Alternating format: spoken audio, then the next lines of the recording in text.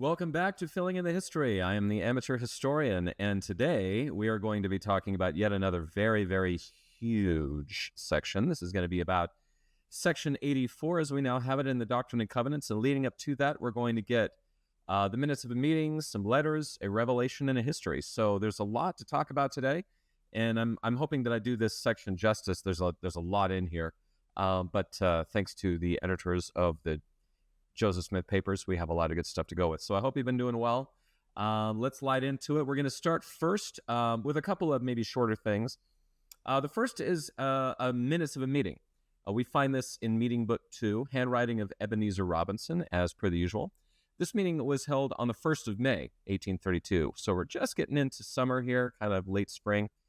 And some circumstances surrounding this that we get from the historical introduction that says, although the minutes of this meeting are not entirely clear, the participants at the meeting apparently established the United Firm as an umbrella organization to govern the three aforementioned entities.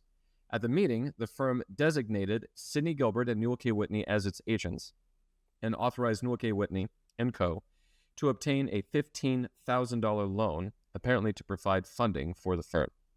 So basically, what we are doing here in modern terms is we're creating basically an LLC or an umbrella corporation for these sort of temporal needs of the church. And the purpose of this meeting very shortly was just to say, hey, we need 15 grand to start this thing. Let's go do it. So some of the content of this, we get some very interesting titles for people here. That's one of the reasons why I don't usually read this portion of any minutes, but I found this to be very interesting. So I just wanted to read this to you and to see if you find any interesting stuff here. So here are the minutes of the meeting. I'm just going to read them off to you. It says, Joseph Smith Jr., President of Conference and also of High Priesthood. Oliver Cowdery, Clerk of Conference and Printer to the Church. Edward Partridge, Bishop. Newel K Whitney, Bishop of Kirtland. Sidney Gilbert, Agent in Zion. Sidney Rigdon, Counselors of President. John Whitmer, Lord's Clerk. Interesting. William W. Phelps, Printer to the Church. Jesse Gauss, Counselor to the President, and in parentheses, denied the faith. Now, Lord's Clerk sounds like a big clerical job. So footnote 3 to this says, this designation probably references a March 1831 revelation that assigned Whitmer to, quote, write and keep a regular history and assist my servant Joseph in transcribing all things which shall be given him. On the 9th of April, 1831, Whitmer was appointed to keep the church record and history by the voice of 10 elders. So, kaboom, that is what being the Lord's clerk means. Pretty high calling, not anything I'm aware of ever being used again. So anyway, a little bit further into the actual minutes of the meeting, it says, resolved that A.S. Gilbert and Newel K. Whitney be appointed agents to act in the name of this firm. Resolved that whenever any special business occur, it shall be the duty of the United Firm by their branches at Jackson County, Missouri, and Geauga County, Ohio, to regulate the same by special agency. Resolved that the firm loan $15,000 for 5 years or longer at 6% annually or semi-annually as the agreement can be made, and that Newel K. Whitney and Co. be appointed to negotiate the same. Closed. Prayer by Brother Sidney Rigdon. So basically, this is just a meeting where they say, these are the agents, this is the loan that we want, and the rate and terms that we would like. Pretty simple stuff. Footnote 6 to this says, at this time, Newel K. Whitney and Co. had goods with a valuation of only $2,000, suggesting that the firm was supposed to obtain a loan and not give one. So the language of this might be a little confusing. They were to go out and try to get a loan from somebody else to get the United Firm going. So an umbrella corporation for the church. Today, I would say it's probably not that simple, is my guess. I don't have an insight into the full workings of church finance, but what I will say is that there are umbrella corporations that the church has for things like they have a division called intellectual property, for example. So any movies that you see, or even scriptures written, books published, any of that kind of stuff, that is all done through intellectual property or intellectual reserve. And I believe that the properties owned by the church, so temples and Temple Square and things like that, I believe are under property reserve. So I don't know if that is the same thing as this, but I do know the church does very similar things today that sort of umbrella cover the holdings that they have. And that's it for that. So we're going to move on now to a letter from Emma Smith written in the summer. This is June 6th, 1832. And this is fun. We're actually going to get one of these in a future episode because it's coming up. But this is in the handwriting of Joseph Smith, including his signature. It's 4 pages long. And there's a fun story about this letter, but this is very important to us because this is one of the only, Joseph Smith just sitting there alone, writing with his own hand. We really get very few of these. In fact, the next one I think is, these 2 letters are kind of the longest that you get for a while. Usually they were done through scribes. So a fun story about this letter. It says this docket was apparently written by Willard Richards, so a little pencil there, which suggests that the letter was kept for a time in Joseph Smith's Nauvoo office. If so, the letter was eventually returned to the possession of Emma Smith because it was found among her papers when she died. In 1880, her son Joseph Smith III donated the letter to the Chicago Historical Society, now the Chicago History Museum. For a time, it was kept there in a scrapbook of autograph letters. So if you take a closer look at these, you'll notice that there's still some. They try to kind of remove the paper from the scrapbook. I guess we do things differently now, but yeah, they took the paper away from the scrapbook, and there's still some residue of that left over. So basically, this was a written letter that was just kind of kept in an office, and then Joseph III donated it to the Chicago Museum. So I will say that what I am showing you the images from this are from the Chicago History Museum. So that is where we are getting this from. This is not something owned by the church. Very, very interesting stuff. So that's the story of it. That is from the source note that every document of the Joseph Smith papers has. So that's where we get that from. The historical introduction, which we also get with every document, says this. After spending 2 weeks transacting church business in Independence, Jackson County, Missouri, Joseph Smith left for Ohio by stagecoach on 6th of May, 1832 with Sidney Rigdon and Newel K. Whitney near Albany, Indiana. Whitney broke his ankle and leg in an accident with the stage. While Rigdon traveled on to Kirtland, Ohio, Joseph Smith stayed with Whitney at, quote, Mr. Porter's public house in Greenville, Indiana, about a dozen miles west of New Albany. While Whitney recuperated, Joseph Smith described the delay in Greenville as, quote, very unpleasant. And a later Joseph Smith history indicates that he experienced loneliness and homesickness as well as physical illness. So he really took this hard. Continuing on, the letter is one of the few surviving pieces of correspondence written entirely in Joseph Smith's own handwriting. Joseph Smith expressed his melancholy and concern for Emma and his daughter Julia, and offered condolences for his brother Hyrum and sister-in-law Joshua, who had just lost their 3-year-old daughter. And yeah, I'll get into this in a little bit, but this letter is a very interesting insight into some very human feelings. So, but yeah, this is a pretty heartfelt letter. So here's a guy, somebody broke his leg, he's tending to him, he's feeling really lonely and sort of down on himself at this point. So, content and footnotes of this letter. From Joseph Smith's own hand, it says, I would inform you that Brother Martin Harris has arrived here and brought the pleasing news that our families were well when he left there, which greatly cheered our hearts and revived our spirits. We thank our Heavenly Father for his goodness unto us and all of you. So footnote 2 for this says, after leaving for Missouri, Joseph Smith instructed Emma Smith by letter to live with Elizabeth Ann Smith Whitney, wife of Newel K. Whitney, in Kirtland, Ohio. Joseph Smith gave this instruction in part because he feared his family was not safe in Hyrum, Ohio. Because of the violence he experienced there in late March, which Joseph Smith believed contributed to the death of Joseph Murdoch Smith, his adopted son.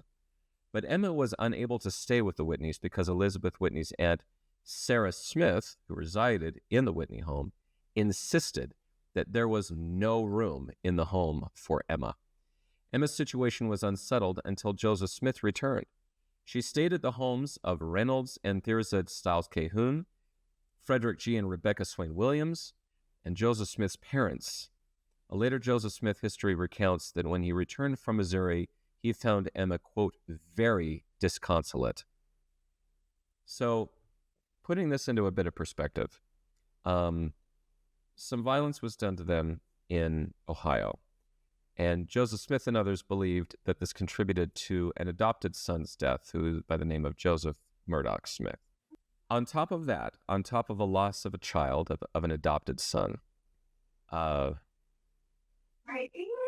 Emma now has no home. She's basically homeless. So she goes to stay with the Whitneys, and Sarah Smith says, "You can't stay here. Get out." And then she has to go stay with the Cahoons, and then with the Williams, and then with Joseph Smith's parents. So yeah, by the time Joseph Smith got home, she was in pretty bad shape.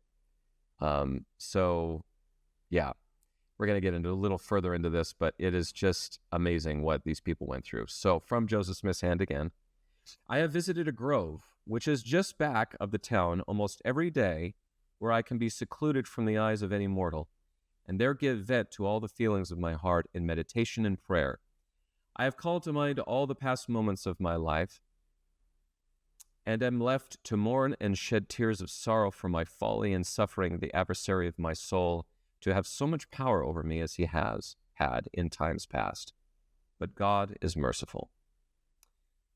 So I love that he goes back to this, and this is my interpretation, amateur historian, but he goes back to a grove. You think about this, all started in a grove, and he was looking for another grove. Now, this is Missouri. This is, a very early American history. So there are many groves. I'm not saying to take that too much, but I just find it interesting that this man, whose first vision began in a grove, goes back to these groves for a lot of meditation and prayer.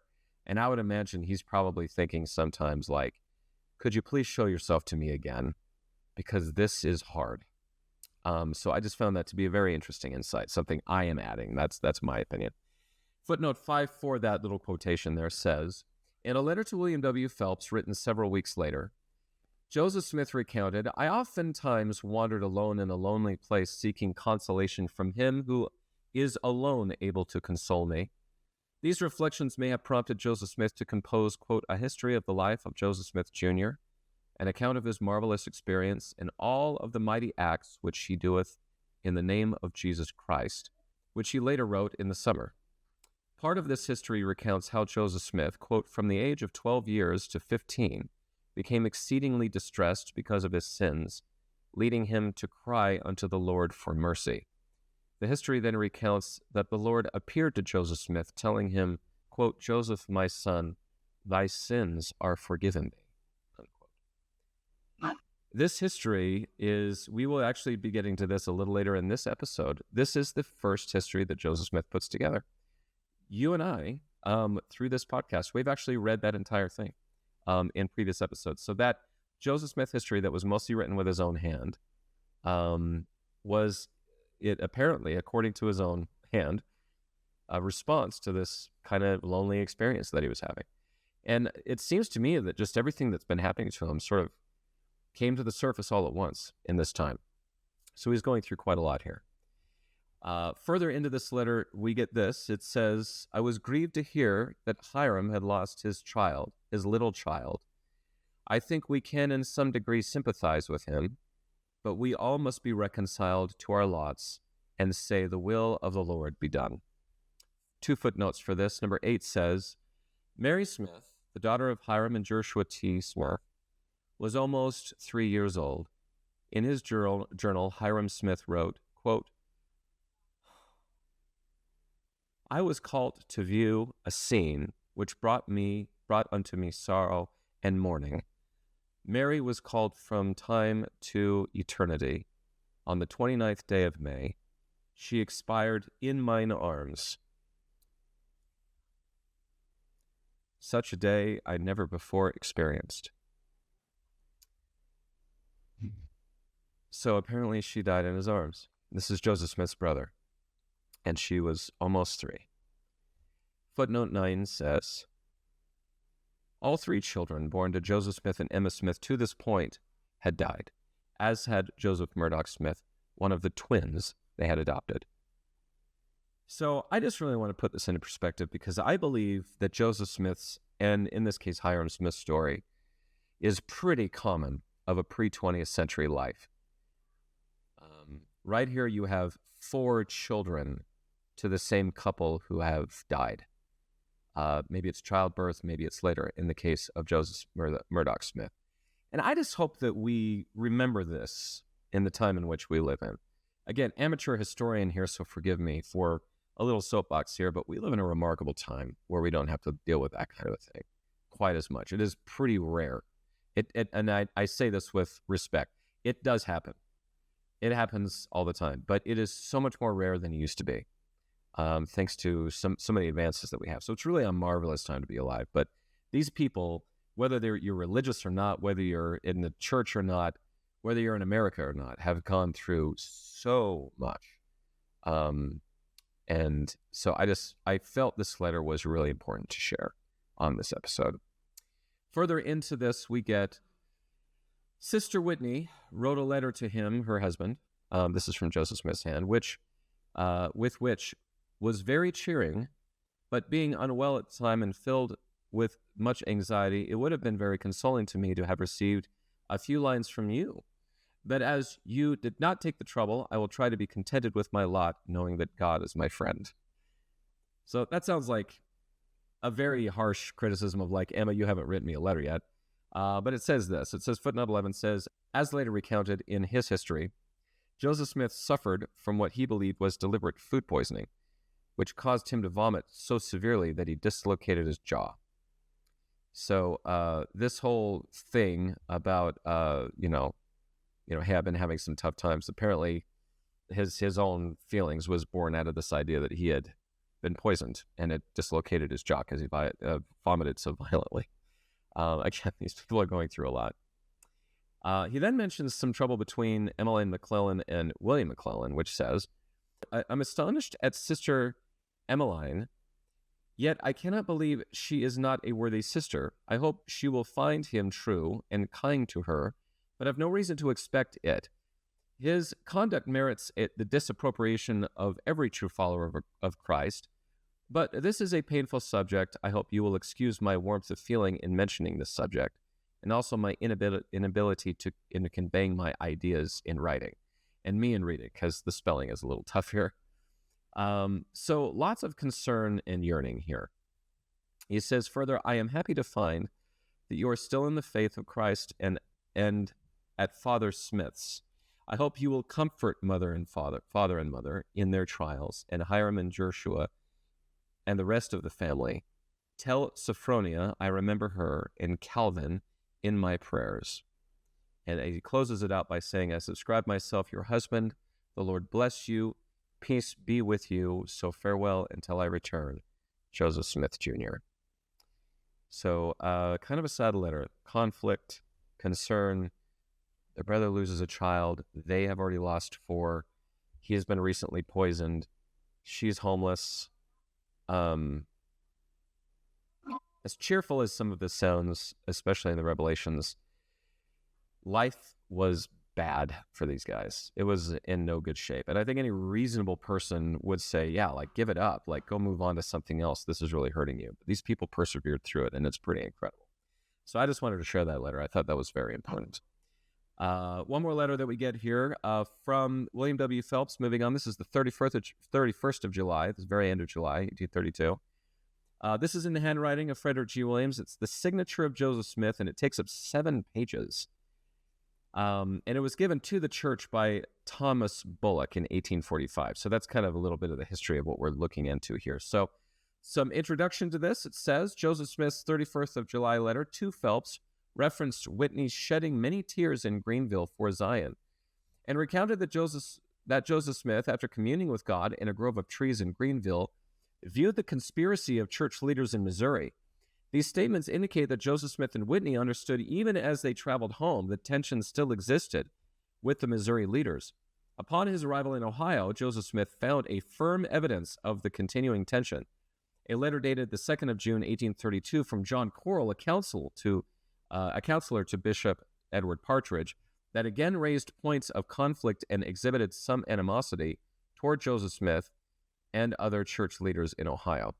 According to a letter written in January 1833 by Hyrum Smith and Orson Hyde, Quarles' letter implied that Joseph Smith was seeking after monarchical power and authority. Apparently, these accusations so upset Rigdon that he entered into a frantic state of mind and claimed that the keys had been taken from the church, which caused Joseph Smith to revoke Rigdon's priesthood license and strip him of his counselor and scribal duties for a brief period in July of 1832. So there's some serious feelings going on here right now. So a little further into the kind of the introduction into this letter that we won't read. It's very long, but it says, in July, Joseph Smith also received a letter from Phelps, who operated the church's printing works in Independence.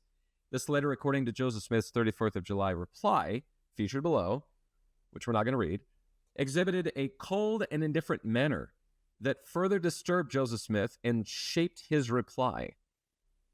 And finally, from this we get, Joseph Smith's reply expressed his continuing frustration with the Missouri leadership. Joseph Smith noted that their conduct influenced other Mormons in Jackson County to make false prophecies and unwise statements that apparently generated hostility among local citizens who are not members of the church. But he concluded the letter in an optimistic tone, highlighting the success of the missionaries and the good feelings that prevailed in Kirtland church meetings that he had recently attended. So this is not a pleasant time. And this is the meeting that they're going back and forth from. And I can see why in a previous letter, things are kind of weighing down on him. And he definitely made his case and sort of rose up as the president of this whole thing. The next thing we actually get chronologically after this, and again, the letter is 7 pages long. We're not going to get into it for the sake of time. But the next section that we get to here is actually section 99 from the Doctrine and Covenants. Now, it is a section, we're going to get to it in just a couple of weeks, and so I'm going to forbear on section 99, but just so you know, this is where it happens, kind of summer of 1832. This is where that revelation is actually received. So holding off that for now, stay tuned for future episodes on that. The very last thing we get before section 84, believe it or not, is our first Joseph Smith history, 1832. It is a whopping 6 pages long, so we really don't get a whole lot out of it. And just so you know, again, if you have been following along since our first episode, I have actually read off the entire thing to you by now, all 6 of those pages, because it includes a whole thing about First Vision, the Book of Mormon, and it ends around the time that Martin Harris loses the 116 pages. So a lot of that, like an alternative, First Vision account and all that kind of stuff, comes from this 1832 history. So this is the first official Joseph Smith history, and we have read through it all. So if you want to see another account of the First Vision or Moroni, the Book of Mormon, his account of Martin Harris and the whole thing, feel free to go back to earlier episodes, or if you want, you can just pick it up in the Joseph Smith papers and read it. It's, like I said, only 6 pages. That's pretty succinct and a little bit forceful. I think, again, he was in sort of this combative, sort of feeling the feels mode when he wrote that one out. So anyway, there you go. So that is our first part of this episode. For our second part, we're going to get into section 84, which is 1 verse longer than section 76, which is very long. It's 120 verses as we currently have it today. And hopefully I will do this some justice. This is a really big one on priesthood, so stick around for that.